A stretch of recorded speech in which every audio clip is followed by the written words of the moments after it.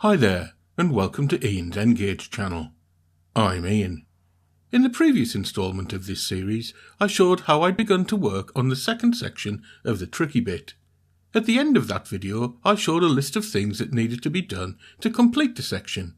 In this video, I'm going to begin working my way down the list, and we'll see how far I can get before I have to stop in order to make this video. However, before I could get on to tackling the list, I needed to disassemble the parts of the section I'd already built.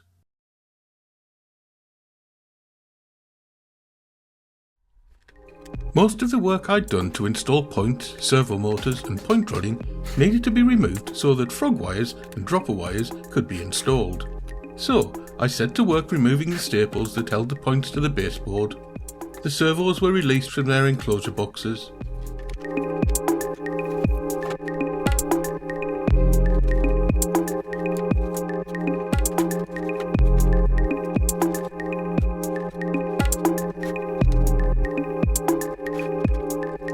The point rodding and servo horns were removed and stored in a jar for safekeeping.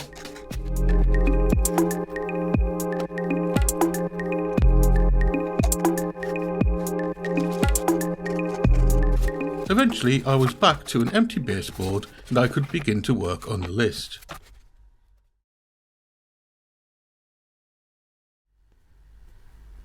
Once the points had been removed from the baseboard, I wanted to replace their frog wires. I found that the thin single core wire that came attached to the unifrog points to be quite brittle and easily snapped while being handled. I also found it difficult to solder to this wire in order to extend it, so removed it from each point. Next, I added a solder pad to where the new frog wire needed to be attached. I did this using liquid flux on the first point.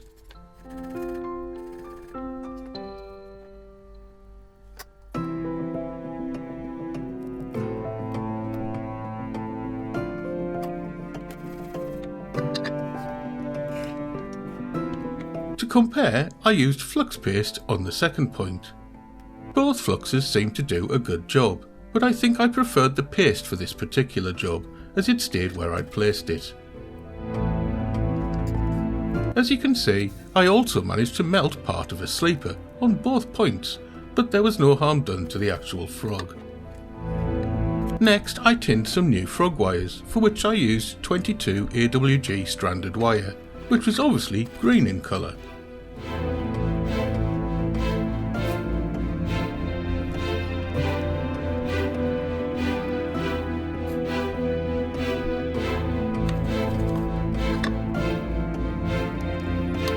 Connecting them to the frog just required a quick touch from the soldering iron to make a good connection to the solder pads.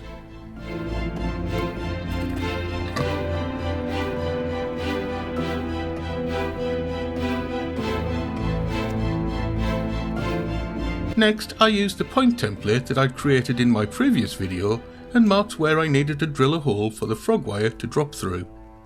You can see from the footage that I initially fell into the trap of making a mark onto the track centre line, but eventually corrected this mistake.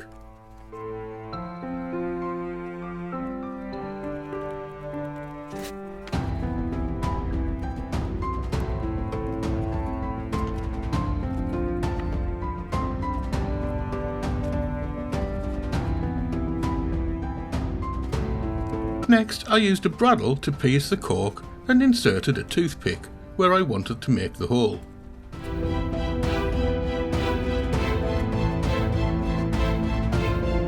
I then aligned my drill guide over the toothpick.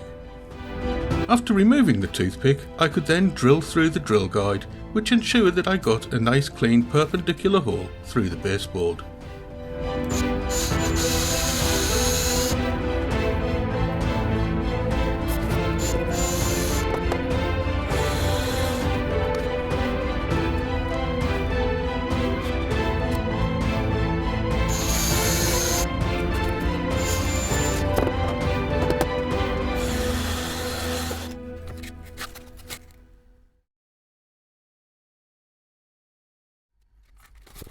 Once we had the holes for the dropper wires, I could refix the points back onto the baseboard.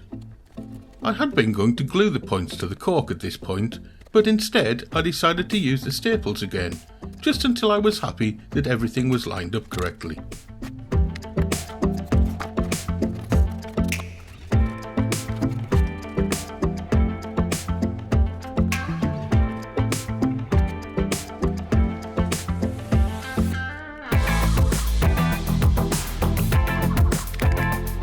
I also used the staples to temporarily secure the frog wire to the base of the baseboard, which stopped it from rocking while I worked on it. It was at this point that I remembered that I should probably test the frog wires for electrical continuity. I used my multimeter in continuity mode and tested that all parts of the frog were connected together. I also checked that no other parts of the point were connected to the frog, as that would be disastrous.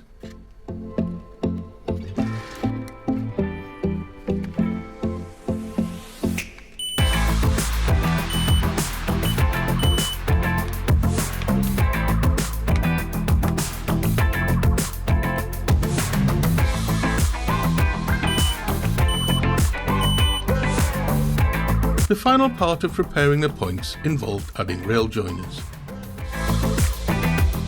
This used to be one of my least favourite jobs, but the West Hill Wagon Works rail joiner mates had made this infuriating and sometimes painful job simplicity itself.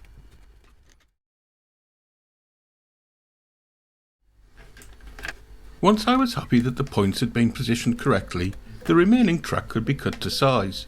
This was a simple matter of measuring and marking the railhead for each piece of track, then using my Zuron side cutters to cut the rails at the marked positions. Once each rail had been cut, I removed some sleepers from the end of the track to allow space for rail joiners. I then used a small metal file to take away any burr that had been left, that would prevent a rail joiner from slipping onto the rail.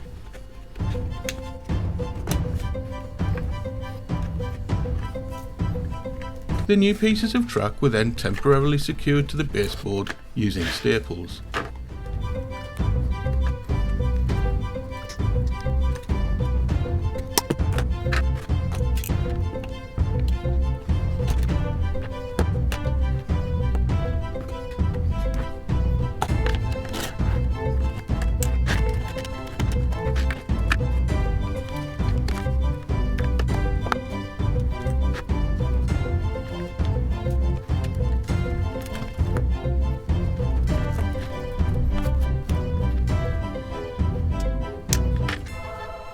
On a couple of pieces of track, I needed to remove some sleeper ends, so they wouldn't clash with those of adjacent track.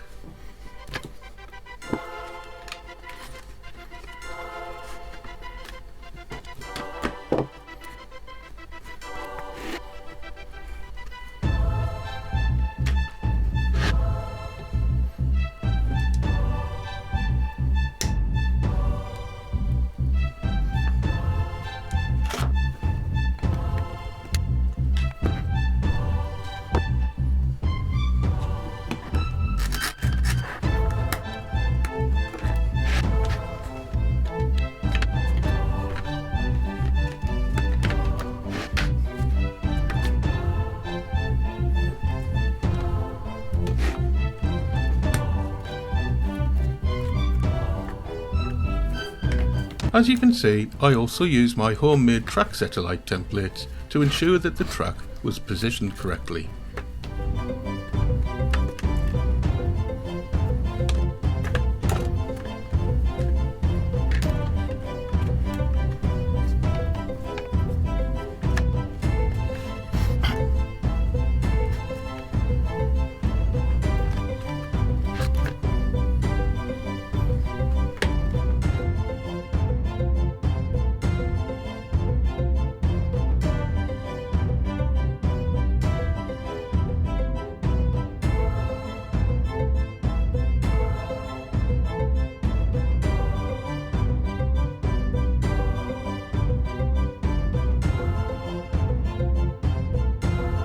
Okay, so that's about it for this update. As usual, I didn't get quite as far down my list of jobs that I thought I would. I'm still suffering from a dodgy hand, so I guess I have to be happy with what I've managed to do. I can tick off replacing the point frog wires, and I'm going to remove gluing down points and fold that into the glue down track task. I got the other pieces of track cut to size, so now have all of the track pieces that will be positioned onto this section of the tricky bit.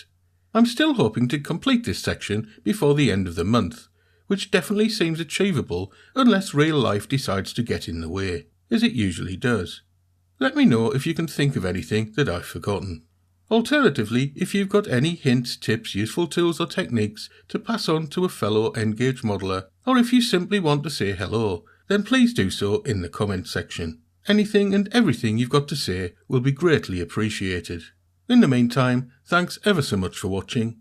Hopefully I'll have another update on my progress soon. Bye.